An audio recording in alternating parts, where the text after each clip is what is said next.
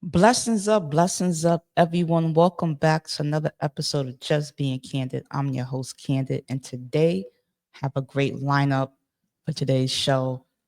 First, I want to say thank you for everyone that's been supporting and watching Just Being Candid. Continue to hit the subscribe button, continue to hit the like button, continue to share. It's greatly appreciated. And I'm just happy and thankful for those who are doing that. I very appreciate it. Also, don't forget to leave the comments in the comment section. Duh. So before I get into the show, because it's going to be a good one, I like to start my show with the verse of the day, as you know. So today's verse is coming from Psalms 37, verse 7. And it says, and it's from the NLT version. If you know, trying to figure out what version of the Bible I'm reading from, it's from the NLT. And it says, "Be still before the Lord and wait patiently for him. Do not fret when people succeed in their wicked ways, when they carry out their wicked schemes." So, in layman's term, trust God's timing. You know, even when it feels like he's not working in your favor, even when you're praying, it feels like he's not listening, he is.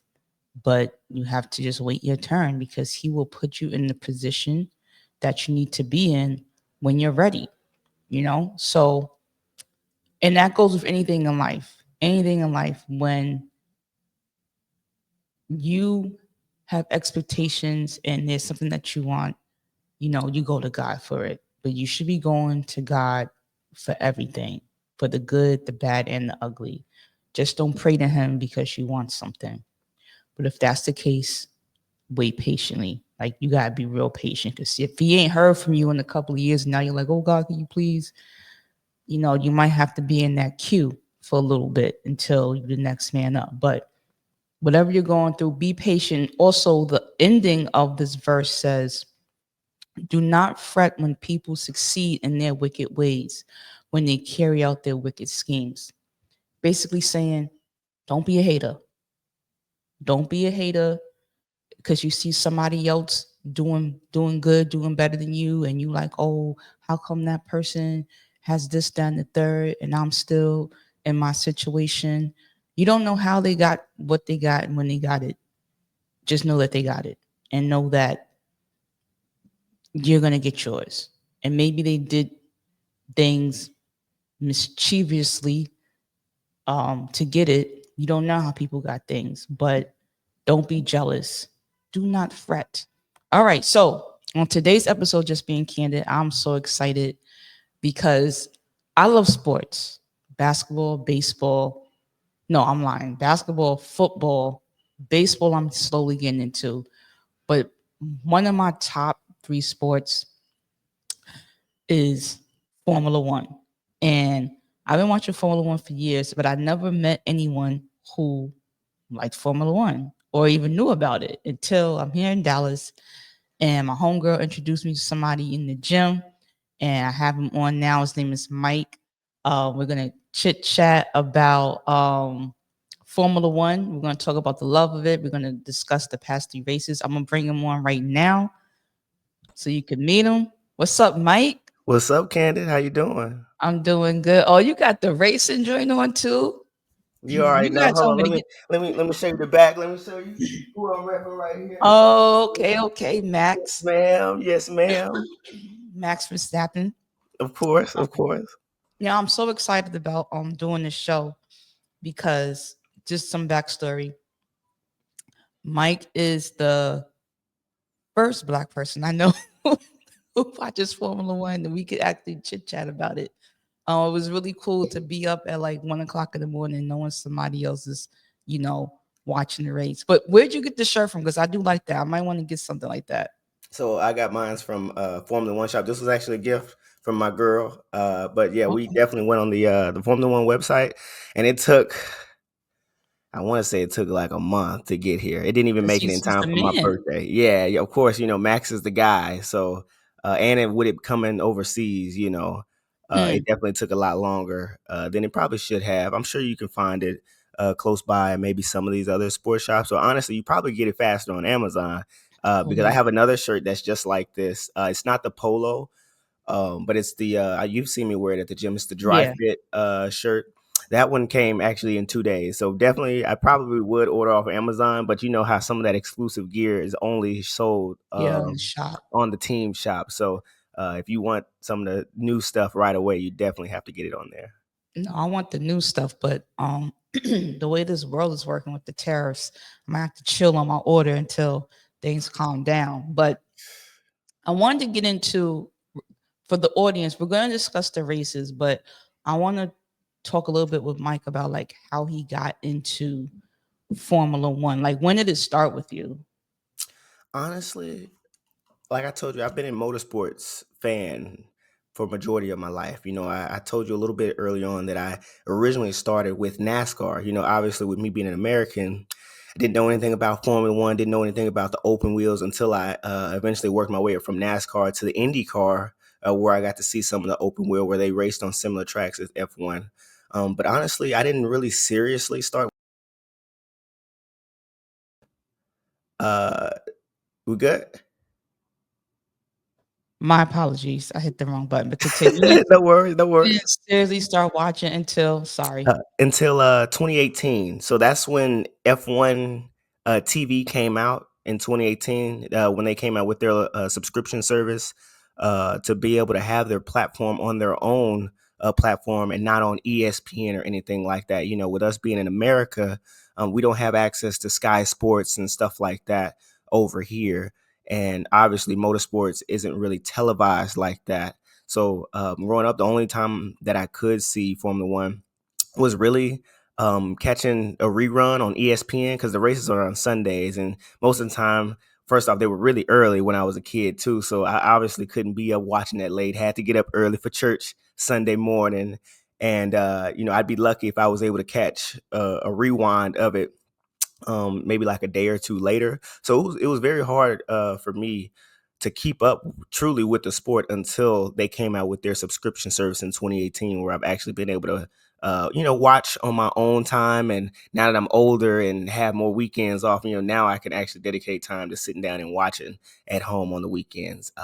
But yeah, I pretty much really didn't start seriously watching until 2018. But I can tell you, I was definitely watching off and on as early as 2015, Absolutely. my junior, senior year of high school, where I was hearing about this crazy guy named Max, who was like 16, 17 years old, competing with all these old 30, 40-year-old champions. You know, it was something that was unheard of at the time. Obviously now, with the younger roster that we have, you know, they're bringing back having, you know, 17 and 18-year-olds competing at the top level now. But at the time, it was unprecedented. So I definitely had to be pretty big for it to hit mainstream for us over here in America, to be finding out who Max Verstappen is, you know.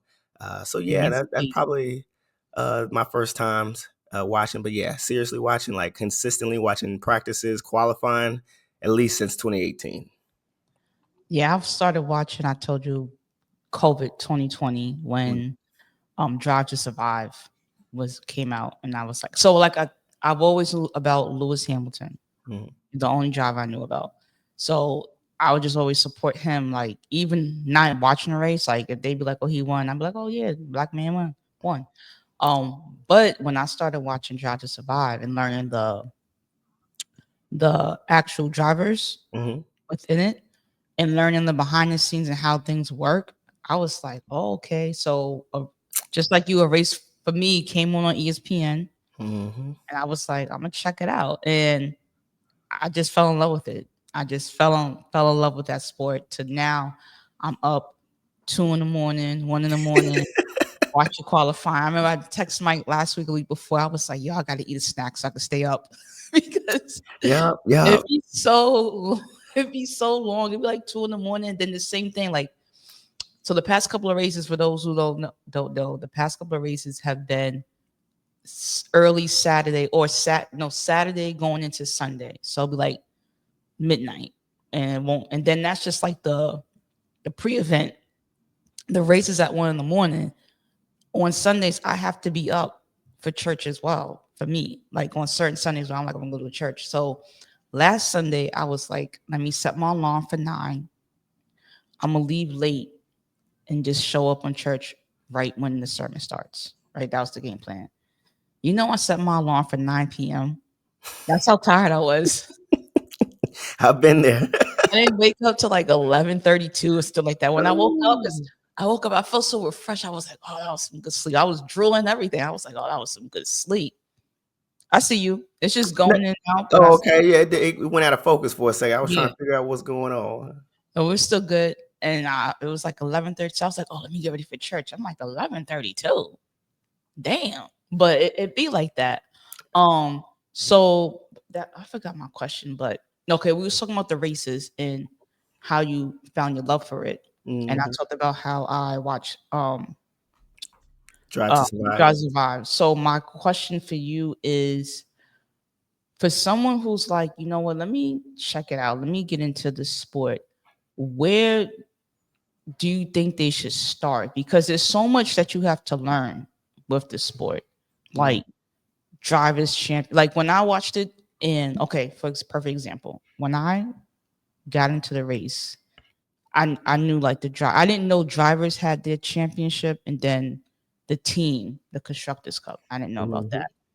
Then I didn't know like when Max won the championship with 5 races left to go.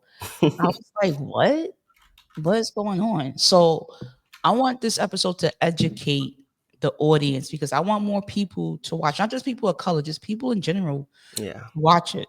So my first question is, I'm brand new. I'm listening to this episode. I'm like, you know what? Let me get into Formula One.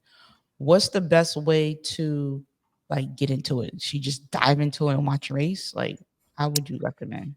That's definitely a good question because obviously there's other motorsports that are out there that might not be as complex or intuitive as F1. This is really the pinnacle of motorsports.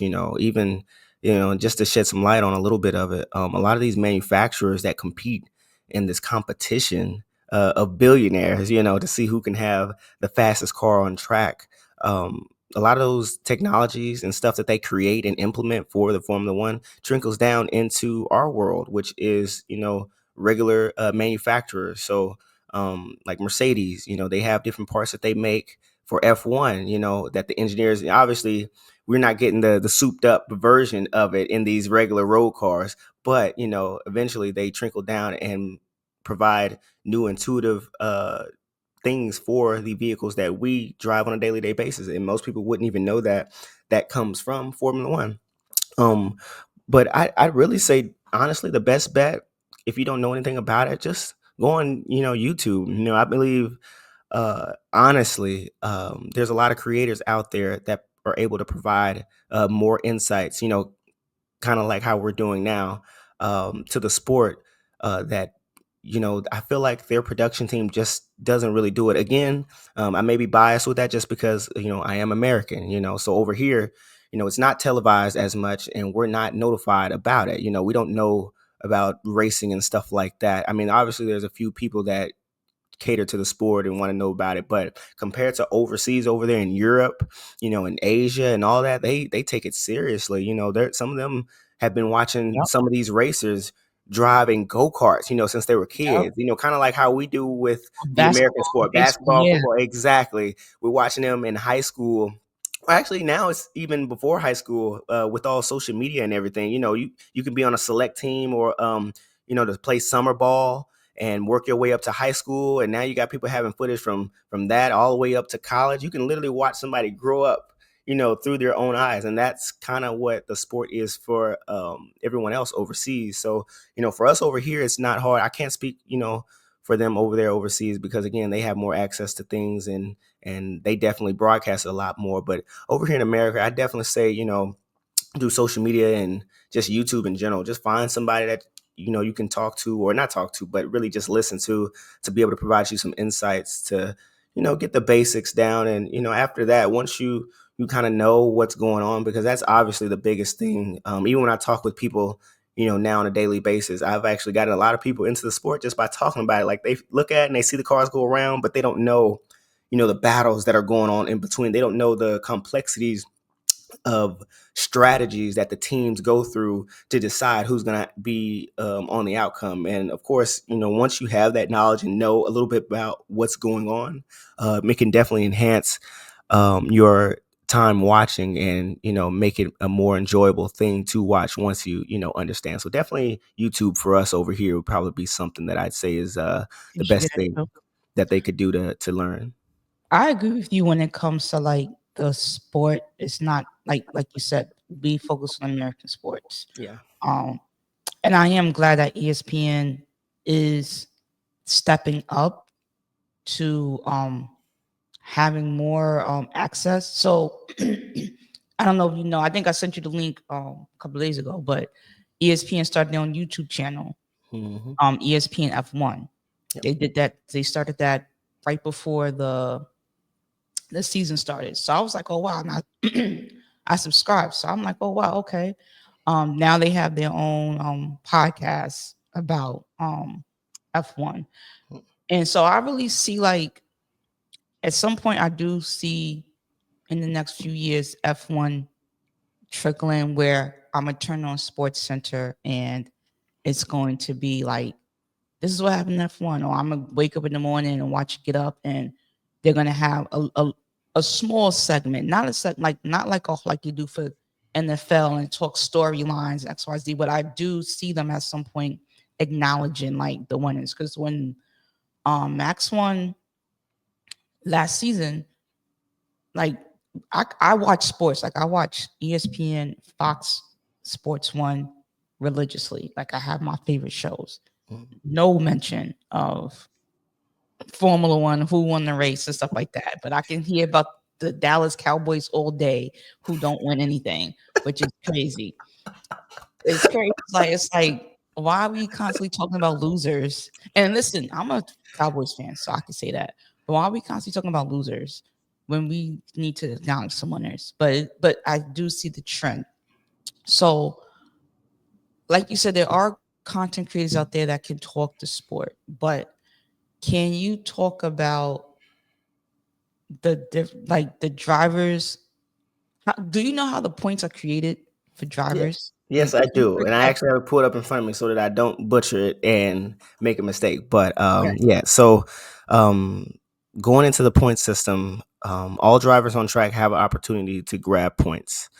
Um, Now, I will say this because I don't know if they'll ever bring it back. But there's three opportunities. There's I'm sorry, it's two opportunities now. It used to be three opportunities. Back in the day or last season, pretty much. If you had the fastest lap on track, you got a point. You got a point for that. You also get a point for getting pole position. Now I can't be too sure. I will have to double check just to see because I can't remember how much the points. It's either 1 or 2 points. But if you get pole position, which pole is the leading car that's going to be on track for the race whenever it starts. So after they get through qualifying 1, 2, and 3, who's ever had the fastest lap after Q3, that'll be the person who's going to be on pole, which is the first spot in the grid. And after that, the only other time to get points would be during the race. Now, if you know, there's 20 cars on track. Um, it will be 22 next year when Cadillac comes into the league. But right now, it's only 20 cars that are on track, and only the top 10 spots can get points. So if you're P11, which is your position, when I say P, just for people who don't know, P11, you don't get anything. So anybody under there don't get nothing. And I mean, you can beg to say, hey, they basically was out there racing for nothing. But of course, as the rounds go and how people are testing cars and stuff, definitely it looks good once you can complete a complete race and not have any incidences, not have any crashes. And it's definitely good for the team. So I try not to look at it as bad when cars don't qualify in those top points because it definitely matters. But going back into the points, I have it up here. So starting in first place, you get 25 points. And it goes down from there all the way to 10. So second place gets 18, third Okay. place gets 15, fourth place 12, fifth 10, sixth 8, seventh 6th eighth 4, ninth 2, and then of course 10 gets a One solid 1 point. point. So So that's for the driver. yes, So is it the same thing for the team? yes, That the point system is the same for the it's team. the same. So the only So say you difference, have two drivers. th- yes. Okay. So and I'll get back into that just to explain a little bit more. So of course, the drivers championship, because I know that's going to be a question you ask. Driver championship is the driver, most likely the number one driver of that team who is able to have the most points of the season. So at the end of all rounds, at the end of the year, when all the rounds have been completed, depending on who has the most points and how far the gap is. Like you said, like with Max, he won with like 5 races to spare at one time. That can happen if there's nobody else that's competing or has scored enough points. I mean, I believe that year only 2 drivers won first Mhm. place other than Max. So that was the reason why Max was able to win the championship in like 5 races to spare, which kind of sucks for the sport. It doesn't make it as enjoyable because at that point, all the teams are just competing for prize pools. But yeah, the championship is for the driver who has the most points at the end of the season. And the Constructors Cup is a combination of both drivers. So every team has 2 drivers. And I also like to specify that it's only the main team. So some teams have sister teams that are coexisted with them. So, for instance, my team that I support, Red Bull, their secondary sister team is the VCARB Racing Bulls. They don't get to combine the points from all 4 drivers, just the 2. So just want to make sure that's clear because again, some people can find that confusing when they see the same logo, or the same brand on the side of the car. I'm like, okay, well, why didn't they get those points added onto them? It doesn't work like that. So only the 2 drivers who are with the main team gets points, and when they combine those points compared to all the other team, the team that has the most points wins the constructors championship. Now it's a little bit different from the drivers championship just because while the drivers championship does include the car that was built by the team and all the engineers, it's really mainly for the driver. To explain it in American term, it's like the MVP of the league, pretty much. Okay. That's what that is. Okay. But the constructors is for everyone. So I know a lot of people don't understand how many people are actually working on those cars at a time. You typically during a regular broadcast, you'll see the pit crew and maybe a couple engineers and mechanics that are in the garage, but that doesn't show the hundreds of thousands of people back at home base that have been prepping for this for months, doing tests in the wind tunnel, coming up with manufacturing different parts, and then there's a whole other crew that's on the scientific side that just looks at the data spreads and is running tests on these supercomputers to see, what is the best optimal rate that they can make this part do this or make the car do that, to give their drivers a better edge. So when I look at the Constructors Cup, it's not just the team that's immediately there. It's the whole family, the ones that are at home. Like people don't know this. But on top of having the teams that are there on the pit wall, at each home base, wherever they are in the world, each team is all gathered in front of all their supercomputers, still working from home, running tests and stuff behind the scenes that they never even talk about on the live broadcast or anything. To be fair, it probably is not the most fascinating thing, but me as a fan of the sport, it's intriguing because it's like, man, we think it's so small, but it's so much bigger than what it really is, and obviously depending on the team and how much money they have, some teams have more employees than others.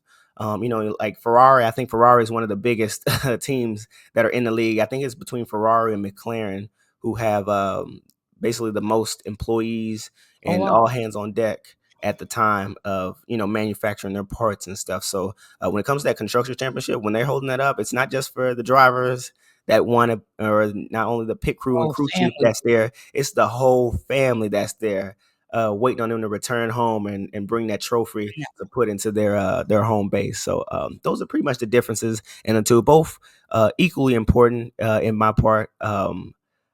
Depending on you know who you talk to, it can vary just because certain drivers get special privileges, but every now and again we get another, Sebastian Vettel and Senna type vibes, where you get two number one drivers, cough cough, McLaren, where they basically have two drivers who are capable of being a champion, but of course there can only be one, and whoever Mhm. whoever they decide gets to lead the pack will pretty much dictate who's going to win And that championship. and that's what I wanted to go into next. So the reason why I find Formula One so fascinating is because you do have two drivers, but one driver at some point has to sacrifice not winning because there's a number one driver who's been pretty much leading the team to get the most points. So, for example, let's say Mike is number one driver, I'm number two, and I'm in the race and I'm killing it, but to keep Mike's record good and the team's positioning well, whatever the case may be, they may say, Candid, let Mike pass you so he can take the lead. And you as a driver, you're like, well, Mike needs to put more gas on that pedal and try to beat me. Vroom, vroom, let's go. Like, but you have to think about the team. It's like, well, it's best for Mike to win because of the team and the points, yada, yada, yada, because he was in this position when he started and XYZ.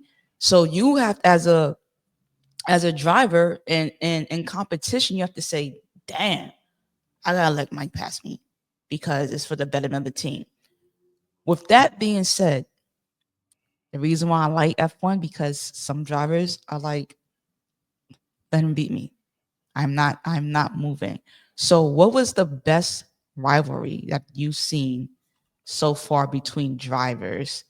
Because we know, I don't think for me, I could be wrong. Lando and what's it, Oscar? Um, what's his name? What's his last name? Oscar Piastri. Yeah.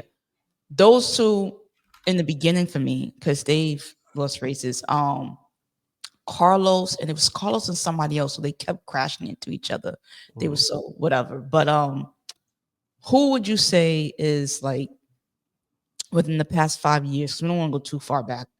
Um, Ooh. what was the best rivalry that you've seen between drivers where you're like they have to separate, they cannot be on the same team?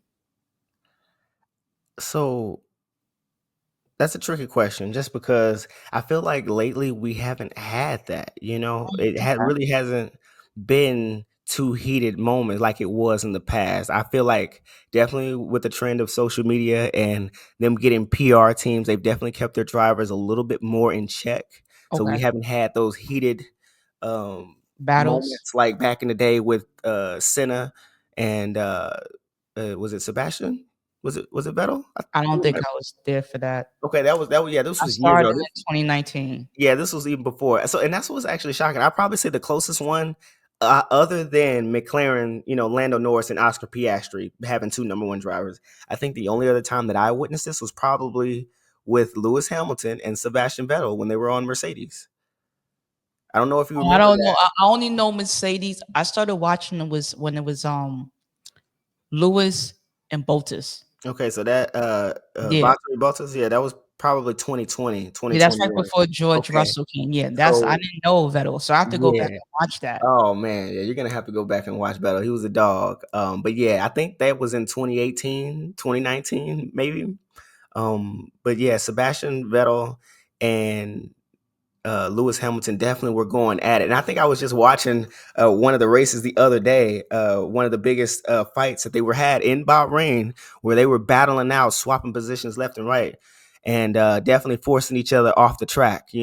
Making to some pretty, kind of unsafe racing at some points, but you can definitely tell that they were putting it on the line and they didn't care that they were teammates. Exactly. Sometimes I know a lot of drivers don't do it as much because again, you don't want to be the cause of Mhm. crashing your teammate. You crash your teammate, your team The his whole thing points for that week suffers. is over. Your weekend is over. You can't do anything, and then of course it's probably going to look bad on you. And when they wreck those cars, they be doing millions of dollars in damage if you ever Yeah. know. So like it definitely costs the team a little bit of money, and so that's why I feel like it definitely doesn't happen as often. But yeah, Sebastian Vettel, Lewis Hamilton is probably the last recent two that kind of clashed.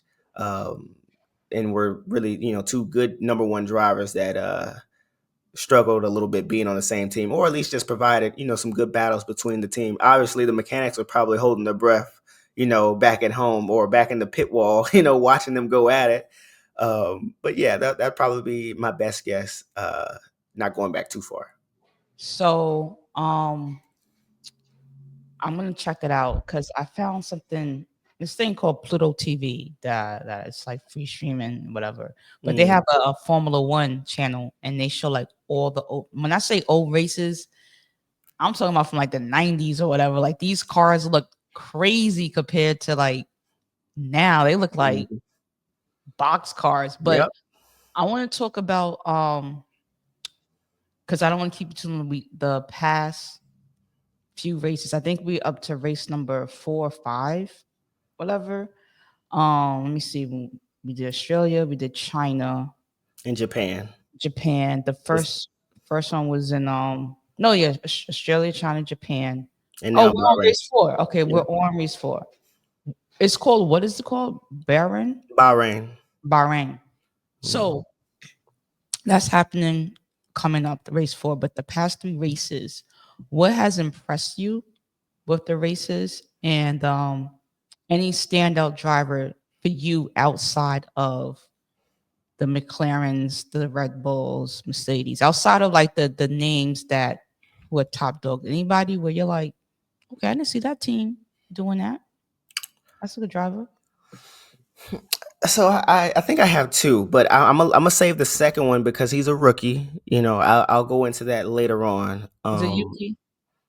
No, Oh, is it, Yuki's not a okay. Oh rookie. no, he's not a rookie. He's not a He's rookie. a vet. Don't put some respect on my boy name. He has did the time, My and now bad. You did he tell is me the on story. the senior team. You Hopefully, did he tell can me the do story. That's your well. boy. That's your boy. That is definitely my boy. Yuki's got a good heartfelt story, so I love that he's on the team. But if I have to say somebody who's really impressed me, I'd probably say Alex Albon. I think this year, Who he play for? He played for the Alpine, pink team. Yeah, yeah. Alpine. He played for the pink I team. love how That's you what say he I'm played for the pink team. Like this is American sports. I love it. I love it. But yeah, That's he's their an Alpine cartoon driver. team. hmm Okay. And I think his teammate is Pierre Gasly. Yeah. Um, Yeah. who actually was the fastest driver for today. I don't know if you got up early enough to I watch did not. I got practice. the If he alert. won, I got the from the F1, but I was yep, like, nah, yeah, because it was only practice. yeah. But Yeah, I didn't want to see the again, practice. you got to get into it. I was like that at one point. I only tuned in for the races. I didn't even watch It's qualifying 3 back then. practices, Mike. So I'll catch like the third one or so. If it didn't happen already, I'll Yep. catch like the third practice. Mm. That's fair. That's fair. Again, it took me some time to get there. Now I be glued to the screen. I see that notification. I turn it on immediately. I'll wake up out my sleep hearing that dun-dun-dun, that little chime that come Yo, on. that is I be crazy. hearing it in my sleep. I'm like, oh, it's time. Okay, let me go ahead and turn my TV on because Yeah. I need to see what's going on. Because I do. Once I got into the sport and learned more about it, I wanna see more. I found out like when I first was watching it, I was shorting myself. I was only watching the races, but there's so much more that goes into it other than just the race. You got to watch qualifying. How do you Qualifying. know You have who's to gonna watch who's gonna start? qualifying. I didn't know there was that much excitement from qualifying. And let me just explain that. And for people who don't know, when they do qualifying, it's like rounds, many rounds. Okay, so Yes, they'll go out please. on track. Obviously, all 20 cars. So not only do you have to manage your car and going around the track, but you also have to manage um your position on the track. With 20 cars going around the track and trying to do the fastest lap, when they first go out, they got to find a groove. They got to find a little slot where they can go as fast as possible, not make any mistakes, and not impede anybody else on top of that. And, you'll see a lot of times, you'll be like, well, Yuki didn't make it past Q2 or Q3. What happened? Well, in practice one, somebody, I'm sorry, in Q1, somebody crashed. So that put through a red flag out. Red flag is where they basically stop everything. They make all of the cars go back to the pits, and they basically have to clean up whatever wreckage happened from who crashed. They may have to repair those barriers. If those barriers get touched even a little bit, of course, it's a safety risk. Those barriers have to be in 100% integrity. at all times for the safety of the drivers, so that we don't have any unnecessary deaths on tracks like we had in the past. Thank God the FIA has finally started listening to their drivers to take heed to the safety of it, so that we don't have these drivers dying senseless deaths. So unfortunately, that's just the caveat of it. Once they do throw that red flag out, that clock keeps ticking. It doesn't stop. They don't pause it. They don't do none of that. They'll keep winding that clock down. And by the time they clean it up and get that out there, all respects to the team. They do a good job in trying to make it pretty quick. But it's only so fast that they can do with pulling a wrecked car out of a wall, getting the whole crews out there to repair the tires and put the barriers back up, so that if another incident happens, and typically what you'll notice, if somebody wrecks in one area, 9 times out of 10, that may be a tricky corner. It may be a slippery surface, so another driver could wreck in that same exact spot because they're all doing the same thing on the same racing line. So the integrity of that needs to be taken care of. But yeah, if a wreck happens and after they clear that up, they only have maybe 5 minutes left. And if it's Q1, all 19 other cars have to go back out on track to try to put their fastest lap. And how qualifying works is the bottom 5 get disqualified. So so for instance, Q1, all 20 cars go out. The last 5, whoever the 5 slowest on the track, they get eliminated from that round, and then we move on to Q2. Then after that, there's only let's say 15 drivers on Q2. After that, 5 drivers who are the slowest at the bottom, they get taken out as well. And then vice versa, go up to Q1, where there's only the top 10, which again are the most likely to get a pole position, meaning getting first, second, or third at the end of the race, just because of their positioning. And again, if you're not watching qualifying between there, whether somebody wrecks, maybe even sometimes a mechanic may forget to tighten a bolt and a wheel comes off or something like that. It's so many different variables that go on during qualifying, and they're doing so many different things. Sometimes they're tweaking the setups mid-race. They'll have a driver go out and do 2 laps and then come back to the pits and say, okay, well, we're losing 0.3 of a second on the straights. Let's lower this car a little bit and make it a little bit more, because I think after qualifying, they can't make any more changes. They're locked in at that point. So that's the last time that you can make any changes to your car. Otherwise you'll be subjected to some sort of penalty from the FIA. So of course there's a lot going on during those qualifying, and I had no idea when I was first really watching the sport, was because I didn't care about that. I was only interested in the race. The race was the only most important part. But once I started really watching it and learning and wanting to know more, I started watching qualifying, and then I learned so much more just from that. And then that trickled down into practice sessions, FP 1, 2, and 3. Again, there's other things that go into those practice sessions that you don't see, and you can argue and say, yeah, practice is practice. It's not as entertaining. Obviously drivers can make accidents and wreck and stuff like that, but again, you won't know until you get into start watching like the practice and stuff. So just like I said in qualifying, whether they have a wreck or somebody does something and now that slows down the time, that same thing can happen in practice. Only thing about in practice, it's you got to get that car in tip top shape for qualifying. In Yeah, qualifying, because it if, happens like if the same day. yeah, same day sometimes. So Yeah, I believe like Fridays FP1, 2, and then Saturday it'll be like practice FP3, 3 and and then then qualifying. qualifying. Yeah, And then of course after Saturday, Sunday, you'll get the race, or on Saturday, if it's a sprint weekend, you'll get a sprint race, yeah. then qualifying, Put for the mad main work race. on that car. Yeah, put mad work. So just imagine, they're in FP1 or 2 and your driver wrecks. Now the mechanics, they stressing because they know it's gonna be a long night for us. We're gonna stay in this garage because they have to put that car back together. If that chassis is not in good condition, they got to bring a whole new chassis in and basically build the car up from the ground up. Everything, like, it's not like, Yeah. like in NASCAR, they got a second car sitting in the Nah, back of the truck and they could just push it out. No, no, no, no, no. It don't work like that. It 'cause don't work you like know that they at got all. you gotta support 2 drivers. They got some parts back there. Even with the tires, if they blow through their tires at some point, they don't have extra tires that have to make them run. Mhm. Um, so this season, like I said, it was only 3 races. We're going on the 4th race. Yeah. Um, Lando came in first. His teammate was it Piastri? I keep Mhm. forgetting. Came in first for the 2nd race in China, Yep. and then Max. came in first for Japan. Now we have this next race. Do you see the first place drivers now is going to be between those three? And honestly, I might say sliding Russell as well.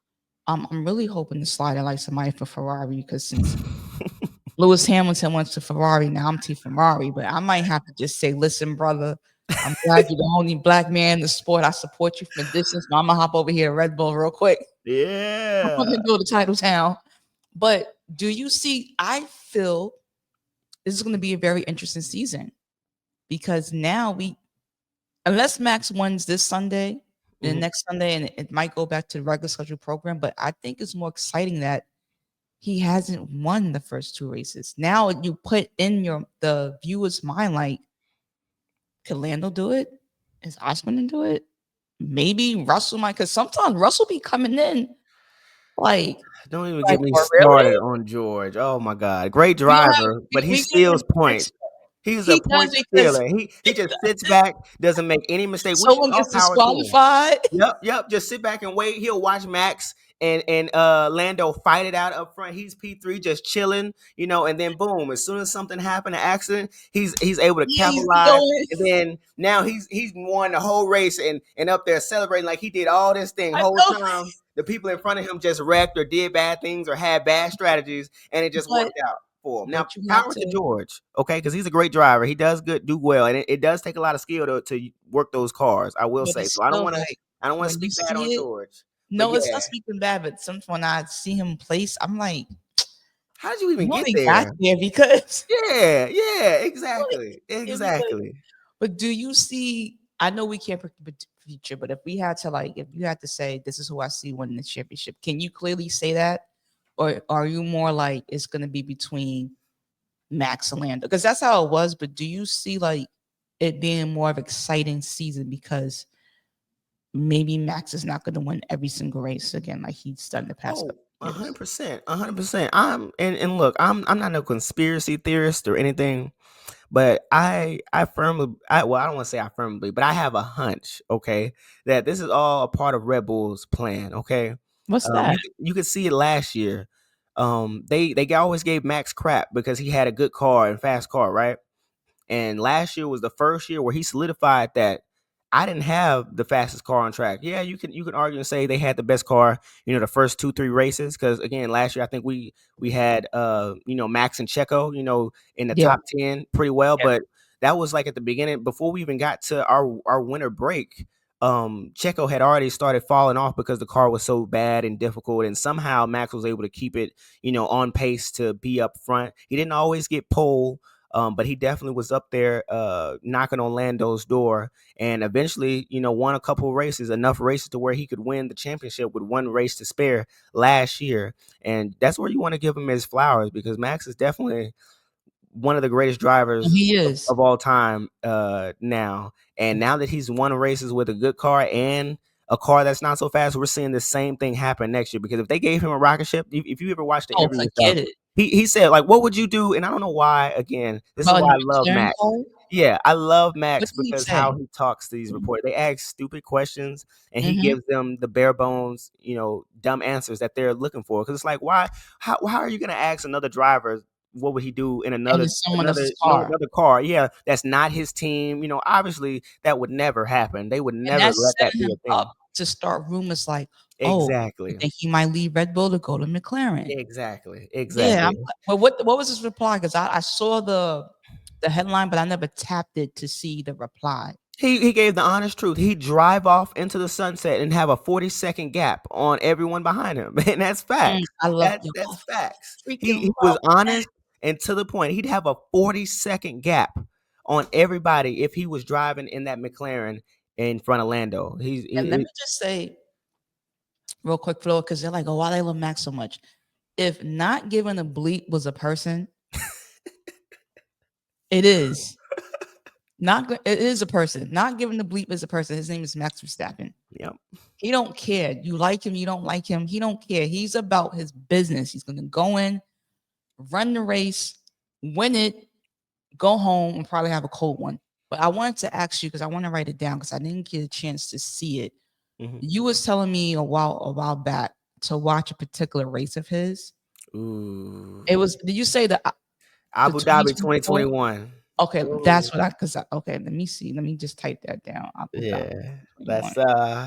That's for people that know about it, very controversial race. I'm surprised you hadn't looked at it, because again, that's I that don't remember it. That's that the thing. race kept Lewis Hamilton from winning his 8th championship. Oh, okay. Yeah. That's when his reign started. Yeah. Yeah. That's what Okay, that's when it all but I all don't came into remember the play. race, but I do remember that transition when it was like Lewis, and he hasn't won since. That's the crazy part. Max is that good. Um, but to like you said, we don't know who the clear winner is gonna be, but I did want to ask you because we're gonna go to the F1 race. We don't know when, but it's gonna happen. It's gonna happen. I feel like we keep doing this, it's gonna happen. It's gonna happen. Um, I don't want to go to the one in Austin. This is hot, right? We live in You don't want to Texas. go to Circuit of America? I mean, if we get really good tickets with shade, or we're in like a box where Uh, we're not even out there, uh, great, let's do it.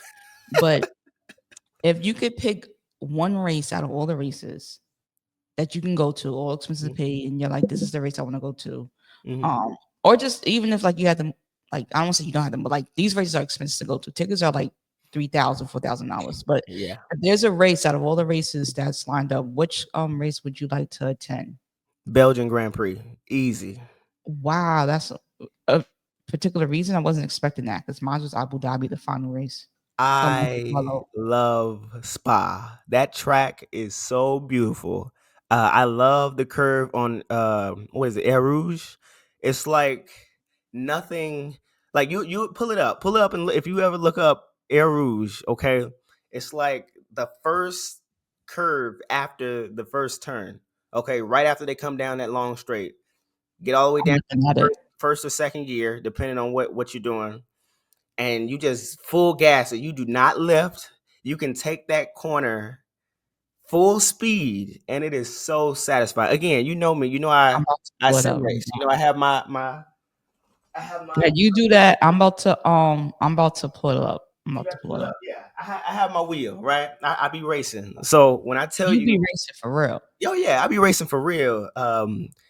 When I tell you hitting that Here we go. line is so satisfying, at least for me. I can't speak for everyone, but for me, I believe that was one of the first tracks that definitely got me hooked on racing, and definitely wanted me to um try to perfect my craft. Is this Yo, it right here? explain It's this. got Here, to be right here. this is it. Explain. So, which one are you talking about? This This one right here. where This my curve. arrow is the Yeah, red. and see, you can't really This see it. curve. The one curve. Where's that Yeah, one? it's going between 2 and 3. Turn 2 and 3. Oh, right here. Yeah, two. Oh, I'm over here moving my mouse like you can see it. Yeah, No, it's me. I turn two see and two three. and three right here. It doesn't That's the do curve you justice want. looking overhead. You'll have to actually look at like a picture of it to see what Okay, I'm talking okay, about. okay. Because I feel like the diagram doesn't do it that much justice. But Got you. turn 2 and 3, you come around this curve, and it's like you're just hooking the car. Because like if you're not at optimal speeds, it's not gonna work. You're gonna drift too far to the left, too far to the right, and you don't want to breach those track limits. But when you do it perfectly, it's so satisfying. And that's probably the first track that I could think of throughout my time as watching and driving, that I've had the most fun on that track. So definitely given the chance, if I ever get some money, I'm definitely Here we going over are. there to Germany, so that I can get a taste of that in real life, because I think it's so much fun, and I really enjoy watching those cars go around that track. So what people don't know, right, is we're gonna do this based on our schedule, like every 3 races, to Okay. talk about the past, right? And we're gonna keep doing it, build our consistency. Someone's gonna say, come to our race. We're gonna get a media pass to be there. And I know I'm speaking too far in the future. I just want Right. to put it out there, let it manifest, let God let it do what it do. But I do my very first F1 race, I do want to attend it with you because I know I'm gonna have hella fun. Like bring your lady, you know, we'll see if we can get Renee to go, whatever. But as long as you're there and I'm there, I know I'm gonna have hella fun because I'm actually gonna be with someone who knows the sport, can also continue to educate me so I can get even better. Like I am gonna watch the P3. I'm gonna see if I didn't miss it or not, but I'm gonna check on the app and check it out. I'm also gonna post when I edit this video, I'm gonna show everyone your setup because it's stupid crazy where he got me with my monitors. Now I'm watching the race and the driver's perspective. It's crazy, man. But Mike, I'm so glad that Renee, because I've seen Mike all the time in the gym and we say hi, we just speak and passing hi, hi, hi. But to know that like you like Formula One, love Formula One, and we were able to building a friendship off of that and then it'll go into other things. Like I'm really appreciative of that because it sucks to have no to watch a sport and no one in my circle talks about it. Don't watch it either. So it's like watching something you're like, oh my god, I can't believe that happened. And it's like, damn, I got no one to talk about it Can't except even for explain it these because they wouldn't even get it. They would. yeah, They'd have no idea. Yep. yeah. So it's pretty dope with that. So Mike, I really appreciate you coming on. We're gonna watch this race. Shout out to Alina and her husband because they out there right now in Bahrain. Super low key jealous. I Very mean, jealous. I'm looking at her stories and I'm like, I'm happy. I'm so happy for you. Like that's me. Like that on the inside, I'm like, damn, man, like shit. But I am happy because when we get to live vicariously through her, when she sends the pictures, and I told her like, please send a video of the track of like wherever you at on F1, please send so I can watch it 4 or 5 times and be like, I was I was almost there. Or it's because it's good to know somebody you know is there in another country. Mhm. Yep. And she did suggest that if we do want to go, that we should look at out of countries with the tickets are less expensive Mhm. out the country. Because she was like, it was like $500 per person for her to go. But in America, it'd be like, 4 or 5 thousand, whatever. Yeah. But Mike, I really love having you on. We got a name for our segment. I'm not gonna expose it because I make sure you like the name, or if you think Right. of something different. But ladies and gentlemen, thank you for watching the show. Just really quickly, make sure you follow me on Instagram and TikTok at Just Be Candid. That's Just Be Candid. You can see all my content, etc., etc. I'm not a salesman, but I got to do this type of stuff. Like and subscribe the channel. Hit that button on YouTube. Make sure you do that. Wherever you listening at, Amazon, Apple, Spotify. Like and subscribe. Leave a comment too. That also helps. And also, if you enjoy any of my episodes, make sure that you share this with a friend. We want to increase more engagement. So if you love this episode right here, and you're like, I gotta put my homeboy on, my homegirl on, because they're talking Formula One, share this episode. Um, Mike, thank you so much. I really appreciate you. For everyone that's watching, of course, stay blessed, stay prosperous, stay candid. And until the next episode, I'll see y'all later. See ya. See you.